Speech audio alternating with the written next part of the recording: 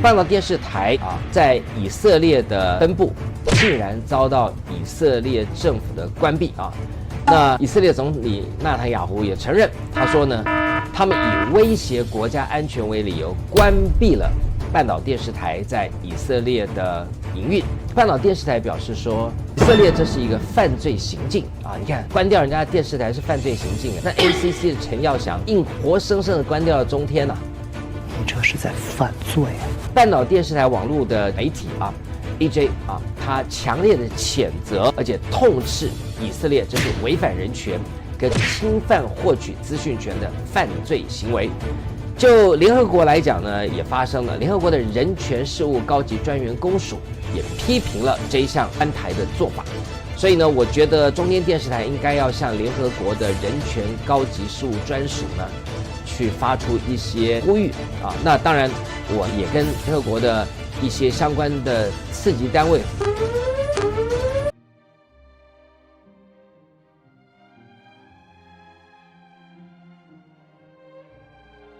我们在那个景片后面，那个门是一开以后，我们要冲出去说幸福来敲门，让你成为爱家的人啊。我们因为隔着，然后麦克风打开了，我那时候看到，奇怪，就是偶尔眼睛一望，看到他在，好像跟我讲话，但因为不能够出声，然后他就说，我说，怎么？我在为你祷告。哇，我那个当下非常的羞愧。真的非常羞愧，因为我觉得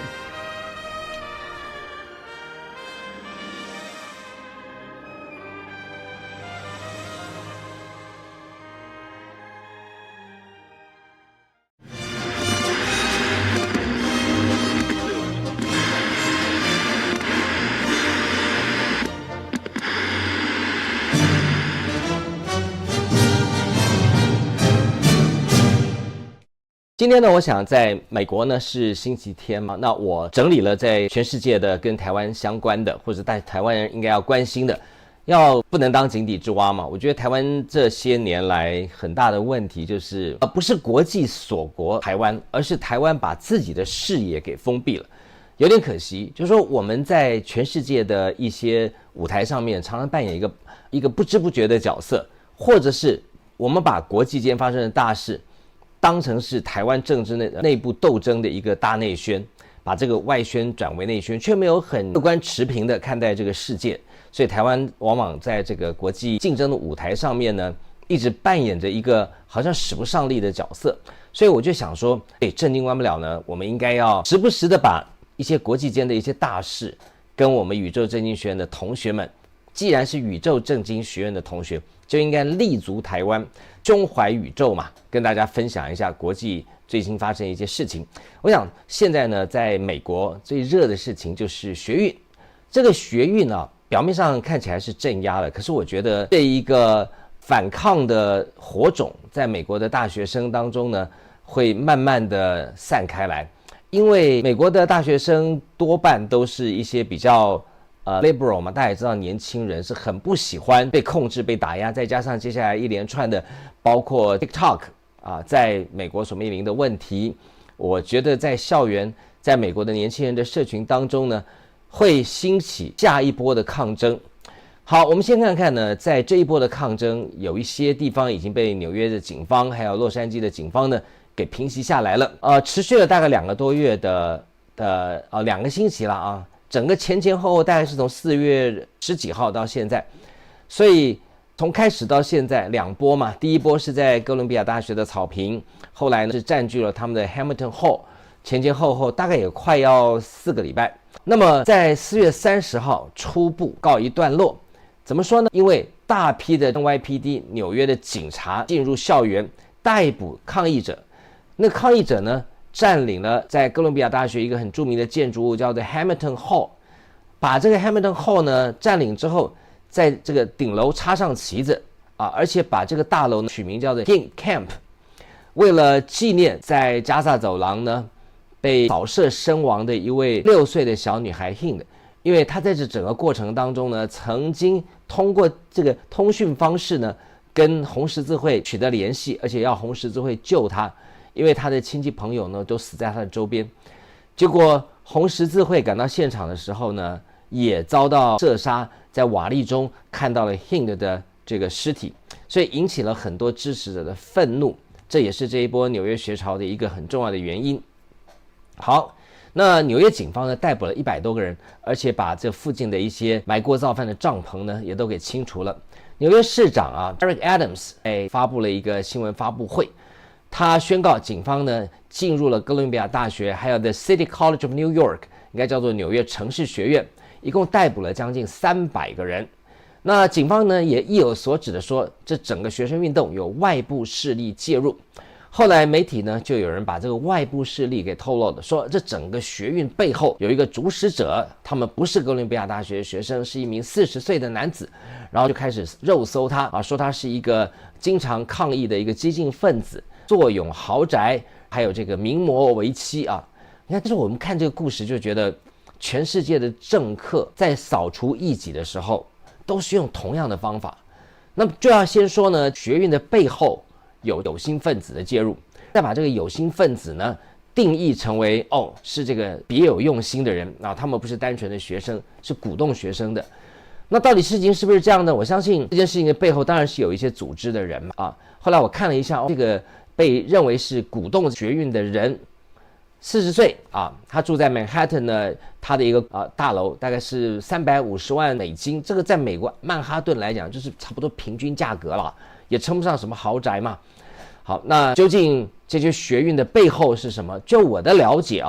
那我的女儿在 NYU， 很多同学是自发性的参加了，那这跟背后是不是有人指使？我觉得大学生怕要这么容易被指使也不是很容易啦。好，那这件事情呢是不是暂时告一段落？我觉得值得观察。在 LA 在其他地方呢也陆陆续续有很多的抗议跟镇压。那我们就把整个场景先回到在加萨走廊巴勒斯坦他们的通讯社呢，这方的报道是说，以色列军队在5号的晚上对加萨走廊这个南部的这些城市很多地方的民宅发动空袭，至少造成13个人的死亡。那以色列总理纳坦雅胡呢，他发表声明，他说他拒绝呢跟巴勒斯坦达成停火跟释放人质的协议。他说那个协议的本身如果接受哈马斯的要求，对以色列来讲将是一个重大的挫败，所以看起来呢，在加萨走廊的和平曙光短期之内是看不到的。法新社的报道说，这个内塔尼亚胡的办公室发出了声明说，以色列没有办法接受哈马斯部队从他们的地下的掩体走出来，再一次的掌控了加萨走廊，重建军事基础设施，下次再回过头来再威胁以色列。他说，纳坦雅胡说，我们不接受这样的状况。好，纳坦雅胡也在他们的内阁当中呢强调，他们不会向哈马斯的条件屈服。他说，向哈马斯的条件屈服对以色列来讲将是重大挫败，对于哈马斯、对于伊朗还有整个邪恶轴心呢，将是一个重大的胜利。另外，在这个德国我们现在把这个镜头呢也拉到德国，因为我相信在加萨走廊的这个情境不会短期之内呢不会平复，但是会拖到什么样的程度呢？其实以阿之间的问题已经很久啦，以巴之间的问题。那我们先来看看在德国的部分这个新闻其实给很多政治人物给很多政客带来一些警惕。德国总理呢，他所属的一个政党是欧洲的，他的政党就是执政党的欧洲议会的一位议员这叫做 Matthias Eck。他呢前一阵子呢遭受到了袭击而重伤，袭击他的人是一个17岁的少年，他跟警方自首。那警方说这名党籍的欧洲议会的议员艾克他被打到重伤那么他是遭到4名身份不明的人攻击。那这个17岁的少年站出来自首他说打这位艾克是为了要打倒这位社会民主党政治人物的犯案者。所以呢，这件事情其实也说明了一个事情，就当政治人物掌握政治权力的时候，要特别留意自己的言行跟自己的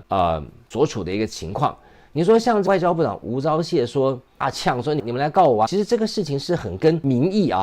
挑衅的所以像这样的情形在德国会发生，在台湾难道不会发生吗？我们来看看，有一个民众已经受不了了吗？